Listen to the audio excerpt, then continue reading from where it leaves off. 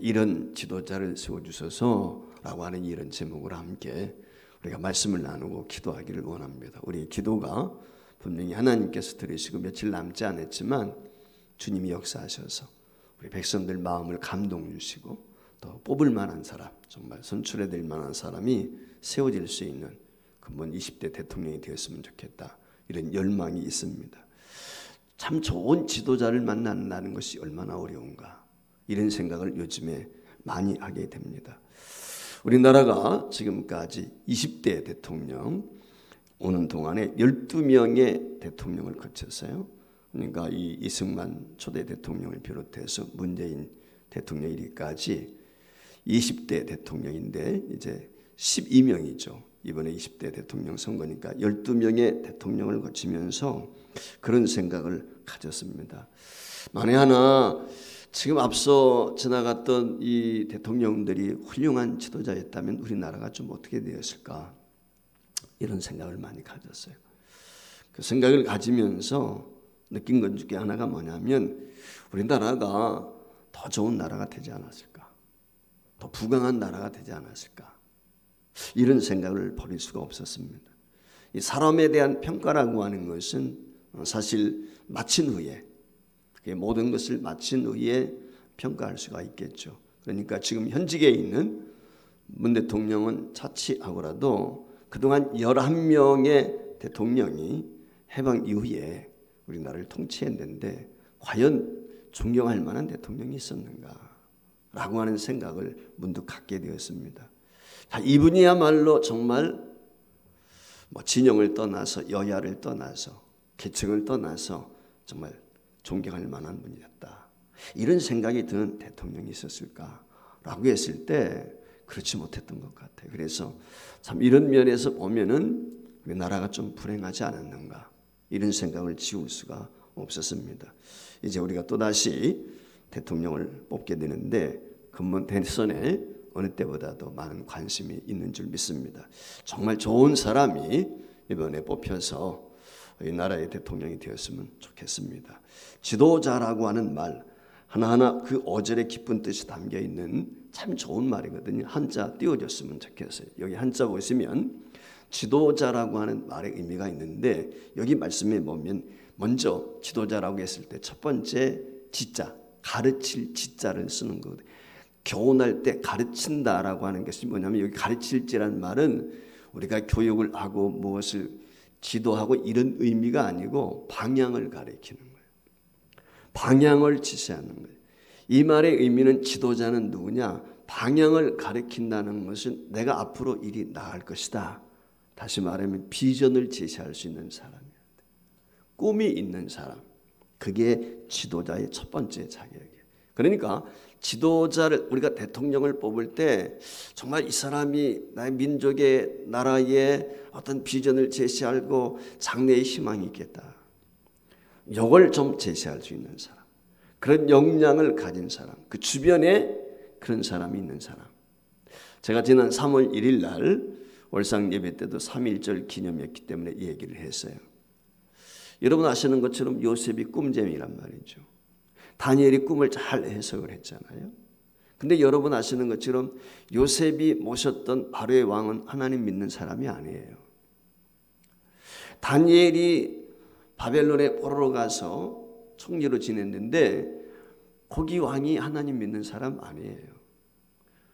이 말의 의미는 뭐냐면 1, 2, 3번, 이제 3번은 4번인가요? 이 사퇴를 했기 때문에 합병을 하는 바람에 이 3명 중에서 특별히 14명인가 이번에 나왔는데 이제 2분이 중도에 사표를 낸 거죠. 윤석열 씨하고 김동영 씨인가 누군가 그래서 이 2명이 사퇴를 했단 말이죠. 12명이 나오는데 그중에 예수 믿는 사람이 몇 번 있는지는 모르겠지만은 가장 인기 있는 1, 2, 3번 이 사람들은 예수 믿는 사람들이 아니란 말이죠. 예수 믿는 사람 입장에서 보면 예수 믿는 사람 뽑아야 되나?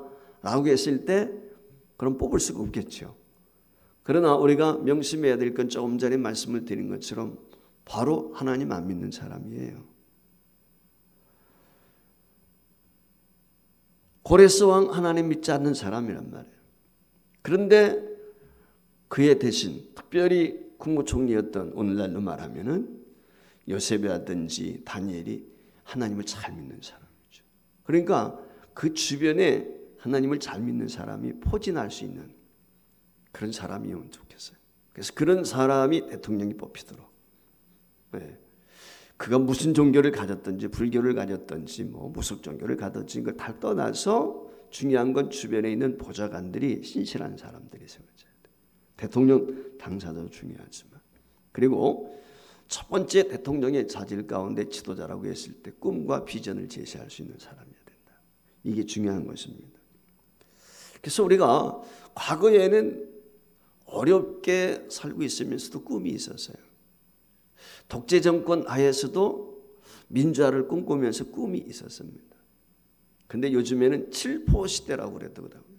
3포 시대를 떠나서 7포 시대 젊은이들 가운데 그런 이야기를 종종 하는데 그만큼 꿈을 잃어버렸단 말이죠.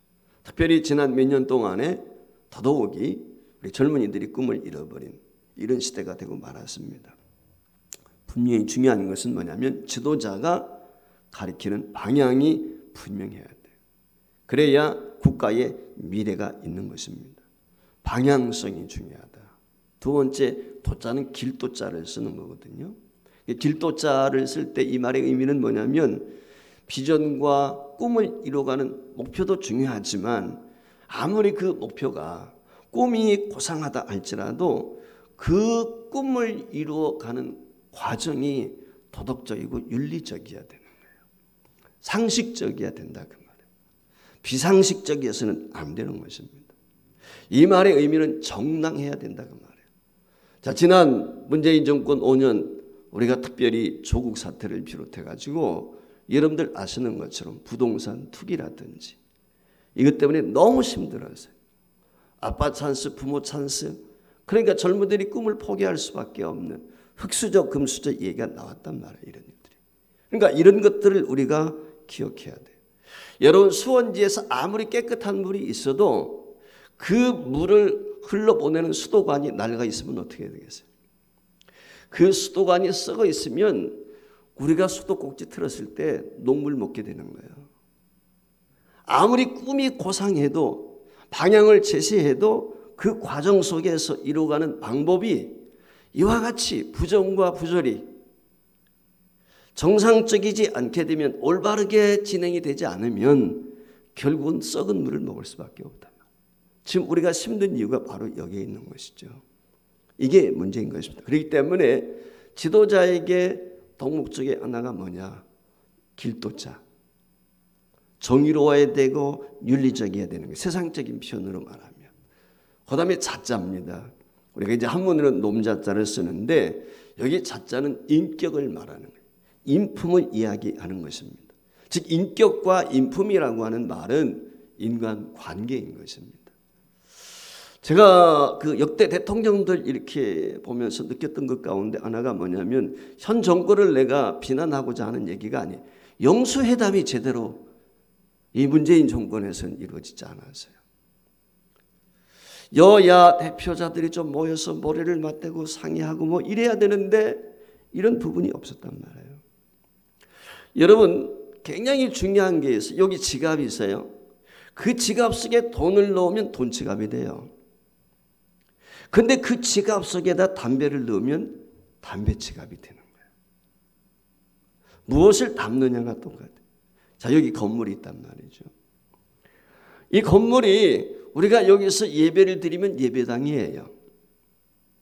여기서 아이들을 가르치면 학교가 되는 거예요. 똑같은 건물이에요. 근데 여기서 뭘 하느냐에 따라서 다른 거예요. 자, 이 건물이 오늘 여기서 예배를 드리니까 예배당이고 아이들을 가르치면 학교가 되는데 여기서 술을 팔면 뭐가 되죠? 술집이 되는 거예요. 똑같은 건물인데. 대신 영국 같은 데 그 앞에 가게 되면 교회가 리모델링을 다 해가지고 술집이 많아요. 이런 무슬림으로 바뀐 교회들도 많다. 교회 지을 때 성도들의 헌신과 헌금을 통해서 멋진 예배당을 지었단 말이죠. 그런데 술집이 바뀌었어요. 나이트클럽이 됐어요. 예. 얼마나 가슴 아픈 일입니까? 마찬가지입니다. 그렇기 때문에 아무리 나라의 자원이 풍부하고 국문성이 좋아도 인품을 갖춘 지도자를 만나지 못하게 되면 불행할 수밖에 없는 것입니다. 그러니까 우리가 대통령이라고 하는 것은 지도자 리더를 뽑는 것인데 이 건덕 세 가지 면을 지도자라고 하는 이름만 막아주고도 그런 거란 말이에요. 이것을 우리가 잘 분별해서 오늘 투표하신 분들이 계실는지 모르겠지만 저도 아직 안 했고 내일 하려고 하는데 여러분들이 투표하게 될 때 이런 점들을 유념해서 투표했으면 좋겠다 생각입니다. 자, 오늘 여기 본문 말씀에 보면 이스라엘의 왕을 세우는 장면. 사울 왕이죠. 초대 왕이란 말이죠. 이스라엘이. 그 이스라엘의 초대 왕을 세우게 될 때 어떤 왕을 세우는가? 이것이 어떻게 보면 한 나라의 지도자를 세우는데 기준이 될 수 있다. 저는 그렇게 생각을 해서 오늘 여기 본문 말씀을 가지고 이 밤에 하나님 앞에 기도하기를 원하는 것은 하나님 이런 지도자를 우리에게 이런 대통령을 근본에 우리에게 허락해 주옵소서. 비록 우리가 소수가 모여서 기도하지만 하나님께서는 우리 기도를 들으시라고 믿고 하나님이 살아계시다면 역사하시라고 믿습니다. 그래서 오늘 본문에 나와 있는 이 지도자상 성경이 말씀하고 있는 지도자는 어때야 되느냐? 첫 번째 오늘 여기 말씀해 보면 겸손한 지도자예요. 겸손해야 돼요. 자고하지 않아요. 이게 첫 번째 건덕입니다. 그러니까 참된 지도자에게 제일 중요한 건 뭐냐면 겸비함이 있어야 돼요. 참으로 실력 있는 지도자 중요하죠. 그러나 아무리 뛰어난 실력이 있어도 온유하지 못하면 문제가 있는 것입니다. 겸손하지 못하게 되면 독재로 흘러버릴 가능성이 크단 말이죠. 그렇기 때문에 겸손하고 온유함이 있는 그런 지도자가 세워져야 돼요. 여러분 아시는 것처럼 예수님은 마태복음 11장 29절 상반절에서 뭐라고 말씀을 했습니까? 나는 마음이 온유하고 겸손하니 나의 몽에를 메고 내게 배우라. 자, 예수님은 영원한 지도자예요. 2000년 동안 지금까지 주님 오실 그날까지 영원한 지도자의 표상이 모델이에요. 그게 바로 우리 예수님이죠. 여러분 예수님만큼 강한 지도자가 어디가 있어요? 그렇지 않습니까? 사탄 마귀의 권세를 진멸하고 죽은 자를 살리고 보리떡 5개 물고기 덩어리 5,000명을 이런 지도자가 없죠. 그런데 그런 지도자인 예수님이 나는 겸손하다 온유하다 라고 말씀해. 예수님만큼 온유하신 분이 어디 있어요? 예수님만큼 겸손한 분이 어디에 있습니까?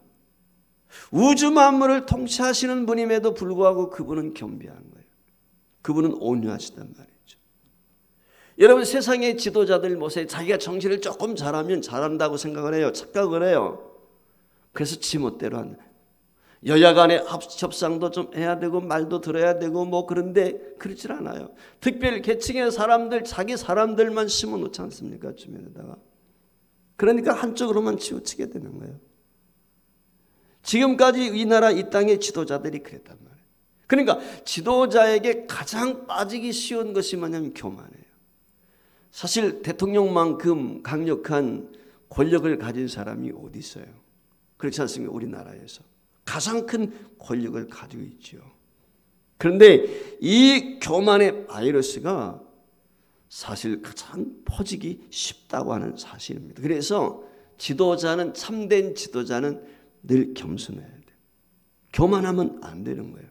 왜 지도자가 교만하면 안 되느냐? 이유가 있습니다. 첫째는 교만하게 되면 위로부터 하나님께서 우리에게 말씀을 주시는데 하나님의 음성을 들을 수가 없어요. 예수를 믿든 안 믿든 하나님의 뜻, 과거는 하늘의 뜻이라고 그랬단 말이에요. 우리 옛날 말씀에 보면 순천자는 망하고 순천자는 흥하고 역천자는 망한다고 그랬어요. 예수 믿기 전에도. 그러니까 하늘의 뜻을 순응하는 거거든. 오늘날로 우리에게 말하면 하나님의 음성을 듣는 거예요. 하나님이 허락하시지 않으면 권력이라고 하는 것은 부여되는 것이 아니에요. 심지어 전두환이라 할지라도 하나님께서 그에게 권력을 주셨기 때문에 우리가 볼 때는 아주 사악한 지도자였지만 그 권력을 하나님이 주신 거예요. 로마서 12장 1절 말씀에 보면 바울 사도가 그렇게 이야기하거든요. 여러분 바로만큼 그 네로만큼 악독한 그런 제왕이 어디 있었어요? 그럼에도 불구하고 모든 권세는 어디서부터 나오느냐? 하늘로부터, 즉 하나님이 허락지 않으면 안 된다는 거예요.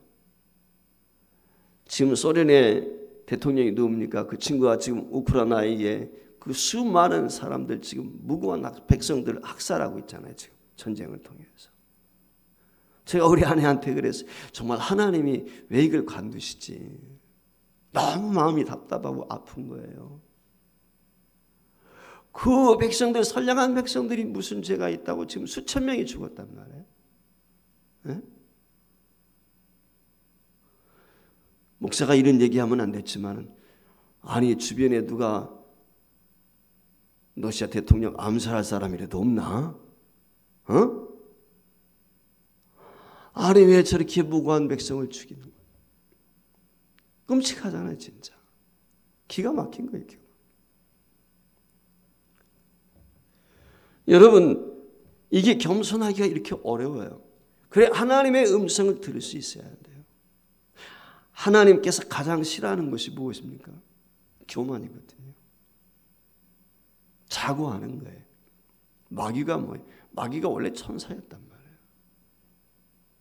그래도 타락했어요. 타락의 원인이 뭐예요? 하나님같이 되고 싶었던 거예요. 교만이에요, 교만. 그래서 하나님은 교만한 자를 가까이 하지 않습니다. 오늘 이 점을 우리가 기억해요. 두 번째는 뭐냐? 왜 지도자가 교만하지 말아야 되냐면, 교만하게 되면 백성들의 마음을 잊지 못해요. 백성들이 지금 얼마나 고생하는지 고통하는지 이해를 못하는 거예요. 대학 들어가는데 편법을 통해서 내가 고위직에 있다고 말이죠. 하지도 않은 것 했다고 해가지고 가짜 경력서 만들어가지고 대학 문을 두드리고, 그렇지 않습니까? 권력에 있다고 내가 좋은 위치에 있다고 말이죠. 땅 투기해가지고 자기들은 배불리고 서민들은 갈 것도 없고. 여러분 이렇게 되면 어떻게 되겠어요?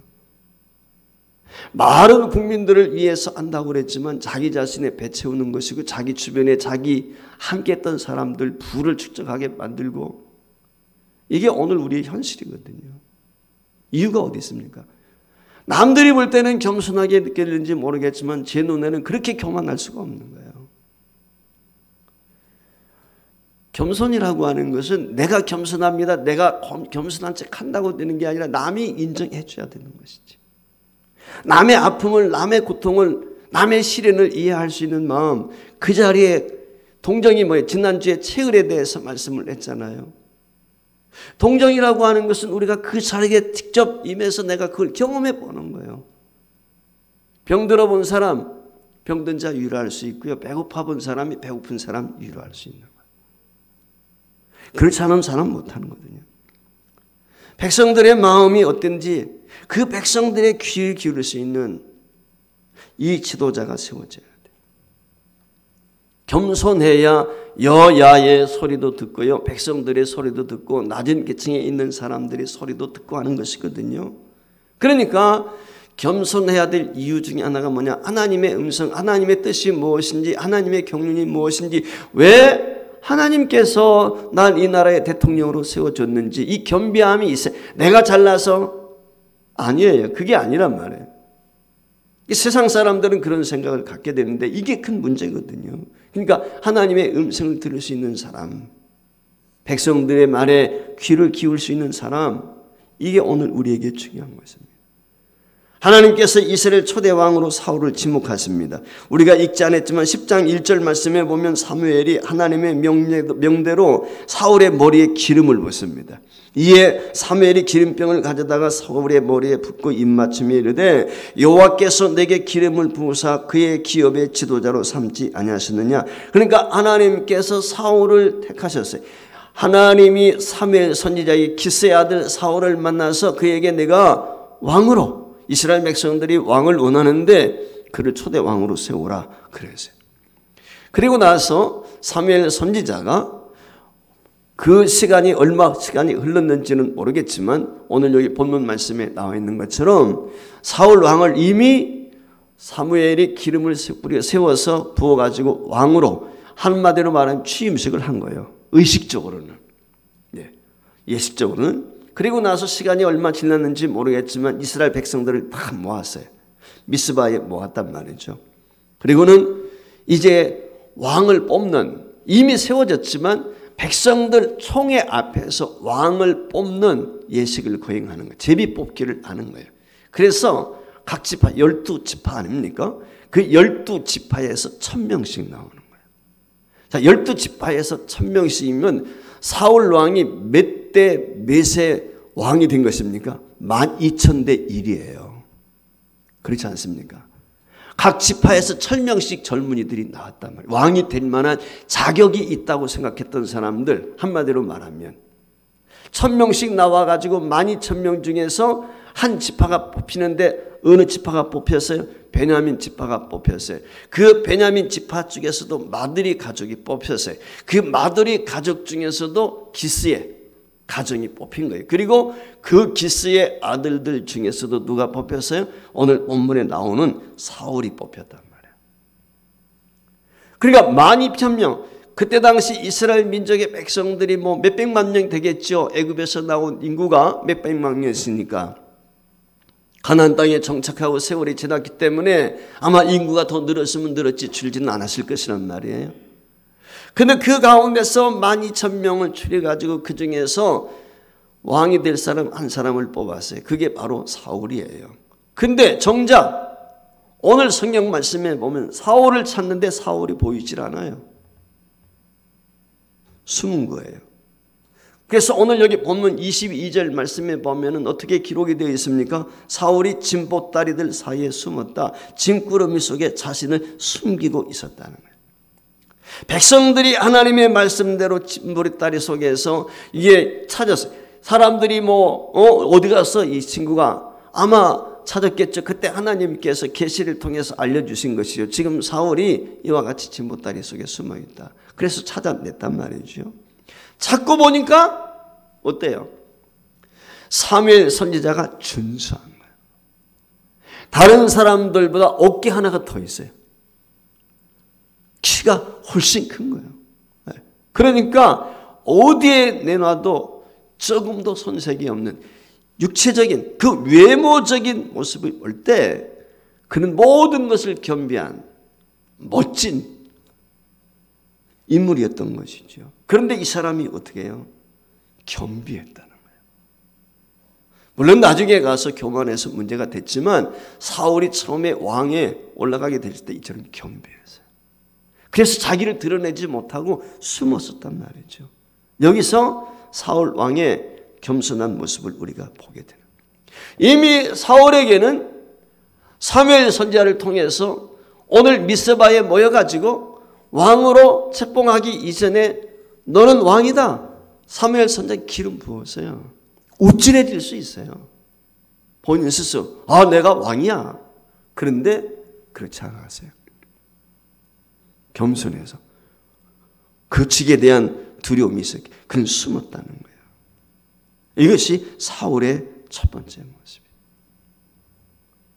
이 땅에 정말 대통령이 들어서게 될 때 겸비한 대통령이 들었었으면 좋겠다. 겸손은 어디서 와요? 내가 부족하다. 자기 부족을 느끼는 사람.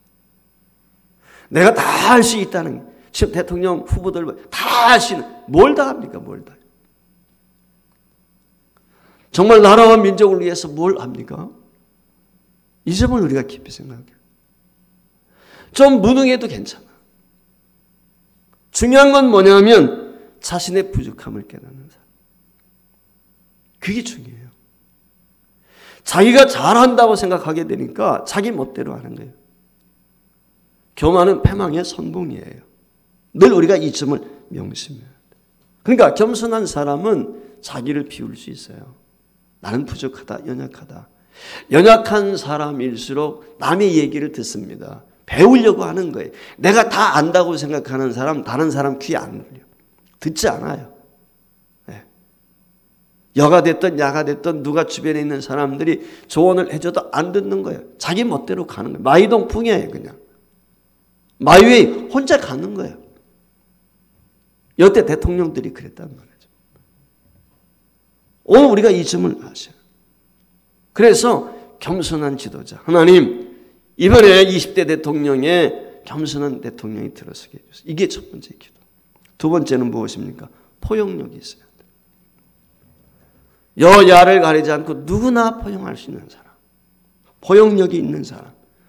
오늘 여기 본문 27절 말씀에 보면은 우리가 읽지는 않았지만 어떤 비류가 가로되 이 사람이 어떻게 우리를 구원하겠느냐고 멸시하며 예물을 드리지 아니하니라. 그러나 그는 아마 사울이 왕이 되었을 때 그에게 예물을 드리는 예식이 있었던가 봐. 근데 예물을 드리지 않은 사람들이 있는 거예요. 그가 우리의 무슨 왕이야? 왕으로서 인정을 안 한 거예요. 저런 사람이 어떻게 우리의 왕이 될 수 있어? 반대했던 것입니다. 무시했어요. 근데 보십시오. 사울이 어떻습니까? 잠잠합니다.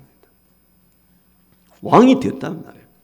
왕이 되었으면 권력도 부여받은 거니까 그 자기를 반대하는 사람들 해할 수 있어요. 그들에게 억압으로, 그렇지 않습니까? 군사를 동원할 수도 있고 말이죠. 근데 그렇게 하지 않아요. 이게 사울의 모습이에요. 그뿐이 아닙니다. 암몬 사람 나하스가 쳐들어왔어요. 암몬과 전쟁을 벌이게 된 거예요.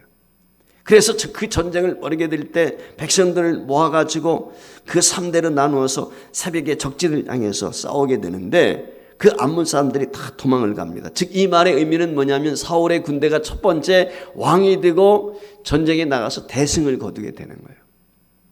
그 대승을 거두게 되었을 때 승려의 백성들이 사무엘에 이런 이야기를 합니다. 사무엘상 11장 우리가 읽지 않았지만은 11장 12절 말씀에 보면 이렇게 기록이 사울이 어찌 우리를 다스리겠느냐 한 자가 누구니까 그들을 끌어내서서 우리가 죽이겠습니다. 사울이 처음에 왕이 되었을 때 사울의 왕됨을 인정하지 않았던 사람들, 그 사람들이 전쟁에 같이 나갔겠어요? 안 나갔겠죠. 근데 이 암몬과 전쟁에서 승리하고 돌아오게 되었을 때 그 전쟁에서 승리하고 돌아온 사람들이 사울 왕 만세를 불렀겠죠. 그러면서 하는 말이 사울 왕의 그 왕위를 인정하지 않았던 사람들, 반대했던 사람들 끄집어내라. 우리가 다 죽이겠다. 그렇게 지금 이야기하고 있는 거예요. 그랬더니요. 사무엘상 11장 13절 말씀에 보면은 그 전쟁에서 승리하고 돌아오는 사울 왕이 기고만장할 수 있을 텐데 그렇지 않습니다. 하나님께서 구원을 베푸신 이날에 사람을 죽여서는 안 된다. 그럴 수 없다. 그럴 수 없다. 이게 사울이에요. 이게 첫 번째 왕이 되었을 때 사울의 모습이란 말이죠. 저는 여러분 넓은 마음으로 상대방의 비판이나 이 비방을 받아들이고 정작 실력으로 자신의 지도자됨을 보여줄 수 있는 사람, 이 사람이 근본의 대통령이 되었으면 좋겠어요. 근데 오늘 우리나라 정치권을 보세요. 이 대선판에서도 유치해서 그들 유세하는 것들이라든지 여야가 발표하는 것들을 보면은 유치해서 참 뉴스 보기가 싫고 듣기가 싫어. 어떤 비전을 제시하고 백성들을 위로하고 이 나라가 앞으로 이렇게 될 것입니다 라고 하는 이야기는 한마디도 없고 상대방의 비난과 비방, 인신모독 이것밖에 없어요. 요즘에 인터넷이 무슨 SNS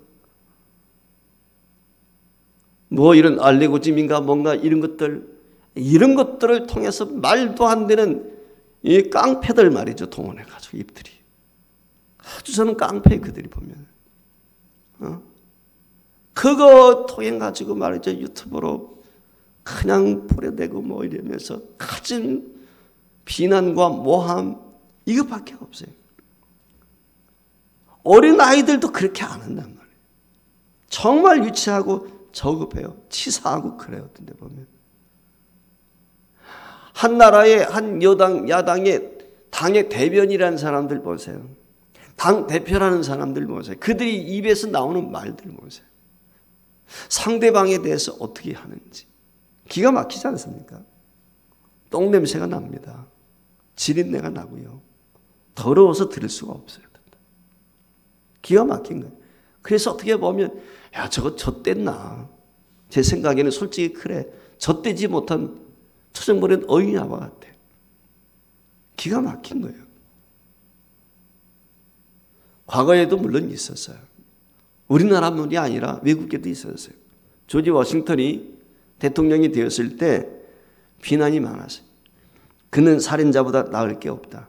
그는 개인적인 우정을 배반했고 공적으로 위선자이고 좋은 원칙은 모조리 위반했거나 아무런 원칙도 없는 사기꾼에 지나지 않는다. 이런 비판들을 야당이 조지 워싱턴에게 했다는 거예요. 여러분 조지 워싱턴은 약과예요. 미국의 백성들이 가장 존경한다는 역대 대통령 가운데 지금까지 항상 1등을 놓치지 않는 에이브라함 링컨. 이 사람이 대통령이 되었을 때 요즘에 참 기가 막히지 않습니까? 누구는 사시에 몇 번 떨어졌다. 그래서 그치 열등하다. 여러분요, 에이브라함 링컨은요, 번번이 다 떨어졌어요. 모든 게 다 변호사 자격증도 떨어지고 방문사건도 떨어지고 주의원도 떨어지고 시의원도 떨어지고 오늘날로 말하면 주지사도 다 떨어지는 거예요. 근데 나중에 가가지고 대통령이 돼서 50몇세 대통령이 됐어. 근데 그 50몇세 대통령이 됐는데 여러분들 에이브라함 링컨 모습 아시지 않습니까? 털이 수북하고 하면서 그 외모에 대해서 어떻게 생각했냐면 아주 천박하고, 사실 에이브라함 링컨 대통령은 초등학교 시골처럼 어머니가 일찍 세상을 떠났고 아버지도 그렇고 양어머니 밑에서 자랐단 말이죠. 근데 그 양어머니도 일찍 세상을 떠나지 않았습니까? 유산이라고 해봤자 성경책, 낡아 빠진 성경책 하나 그게 받은 게 전부란 말이에요. 배움도 그렇고. 그런데 사람들이 이 에이브라함 링컨에 대해서 천박하고 교활한 광대 같다 그랬어요. 그뿐이 아닙니다. 원래 그는 고릴라를 조상으로 두었다는 거예요. 한마디로 말하면 에이브라함 링컨을 향해서 고릴라 닮았다. 그러면서 뭐라고 이 얘기냐? 원숭이 굿이 찾으러 돌아다닐 필요가 없다. 원숭이를 찾으려고 하면 저 아프리카로 갈 것이 아니라 일리노이주에 있는 스프링필드에 가면 원숭이 만날 수 있다. 아마 일리노이주 스프링필드가 이 에이브라함 링컨의 고향인지 어떤지는 모르겠지만은 거기 가면 링컨 만나면 원숭이다. 그러니까 이 한 나라의 대통령이 되는 사람을 향해서 이와 같이 원숭이로 비난을 했다는 거예요. 그런데 특징이 있습니다. 이분들은 그런 비난을 받으면서도 그들이 비난한 것에 대해서 반응이 없었어요. 쉽게 말하면 껄껄 웃고 넘어갔다는 거죠. 그렇게 혹독하게 자신을 비난한 사람들을 절대 미워하거나 보복하지 않았다는 거예요. 묵묵히 하나의 유머처럼 그 비난들을 받아들였고 실력으로 자신들의 지도자됨을 유감없이 백성들에게 보여주었다는 것이죠. 여러분, 현명한 지도자는 사소한 문제 때문에 중요한 문제 만들지 않는 사람이에요. 사소한 것에 목을 매지 않는 사람. 이런 사람이 되었으면 좋겠어요. 국민들의 환심을 사려고 쉽게 약속하는 사람이 아닙니다. 자신의 실정을 감추려고 핑계대는 사람이 아닙니다. 반대파의 말에 일희일비하는 사람이 아닙니다. 스스로 전문가인 척하는 사람도 아닌 것입니다. 오늘 우리에게는 넓고 바른 마음으로 정치하며 실력으로 자기 자신의 지도자됨을 보여줄 수 있는 그런 대통령이 이번에 좀 뽑혔으면 좋겠다. 그런 생각을 갖습니다. 미카엘 유세프라고 하는 분이 예수님의 리더십이라고 하는 책을 썼습니다. 그 책 가운데 보면은 이런 얘기로부터 시작이 돼요. 어느 날 목사님이 별스러운 티셔츠를 입고 그 위에다가 목사 가운을 걸쳤습니다. 그러니까 속에 티셔츠를 입고 목사 가운을 걸치고 어린 아이들 주일학교 설교를 하게 된 것입니다. 예배를 인도하게 된 것이죠. 그래서 주일학교 어린아이들 예배를 드리다가 갑자기 이 목사님이 여러분에게 누구에도 말하지 않은 비밀이 있는데 제가 오늘 그 비밀을 이야기하겠습니다. 그러면서 자기가 입고 있던 그 예배 가운을 벗었어요. 그 속에는 티셔츠가 드러날 수밖에 없겠죠. 그림이 그려져 있는 그 그림이 그려져 있는 티셔츠를 입고 두 팔을 번쩍 들면서 이 목사님이 그랬어요. 나는 슈퍼맨이다. 뭐 아이들한테 웃기고자 그렇게 했는지 모르겠어. 아이들 예배니까. 그랬더니 아이들이 박수치고 막 꺽꺽 웃습니다. 그런데요, 그 예배에 참여했던 어린 아이 가운데 하나가 뻘떡 일어나더니 목사님한테 손을 들었어요. 그러면서 이렇게 이야기를 했답니다. 슈퍼맨이면 저 천장까지 한번 날아보세요. 슈퍼맨이면 저 천장까지 한번 날아보세요. 그랬다. 이게 시사하는 바가 있습니다. 내가 슈퍼맨이라고 외치는 것이 중요한 게 아니에요. 이것도 해주고 저것도 해주고 뭐 한다. 여러분 얼마나 많은 것들을 공약으로 내세웁니까? 근데 지금까지 역대 정권들을 보면은 공약이 말 그대로 빌공짜가 되어서 거짓 공약이 다 되고 말았습니다. 그렇지 않습니까? 중요한 건 뭐냐면 증명하는 거예요. 실천하는 게 중요해요. 실천이 없는 공약 시험은 뭐 하겠어? 아무 의미가 없는 것이죠. 오늘 우리의 정치 현실에서 이런 웃기는 슈퍼맨들 퇴출해야 되는 것입니다. 이런 사람이 대통령이 되면 안 되죠. 그래서 오늘 우리가 이 저녁에 하나님 앞에 기도해야 되는데 첫째는 겸손한 사람. 네, 겸손한 사람.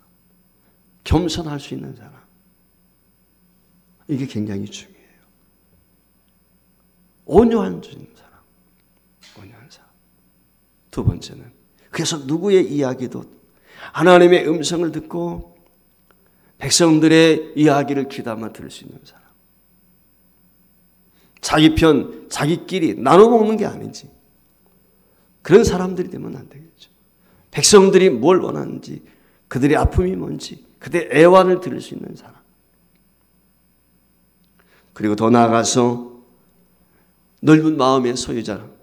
그래서 반대편의 비난도 기꺼이 받고 상대방이 어떤 의견들이나 어떤 것들을 제안하게 되었을 때 그것을 진영을 떠나서 나라와 민족을 위한 것이라면 기꺼이 수용하고 그리고 내 것보다 상대방의 것이 더 좋다고 생각이 되면 내 것을 기꺼이 포기할 수 있는 고집하지 않을 수 있는 이 수용성이 있는 사람.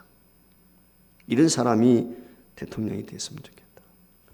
더 나아가서 자신 있게 당당하게 백성들 앞에 하나님 앞에 부끄럽지 않고 정말 세워질 수 있는 그런 지도자가 세워졌으면 좋겠다. 이런 마음을 가지고 오늘 이 저녁에 저와 여러분이 함께 기도했으면 좋겠습니다.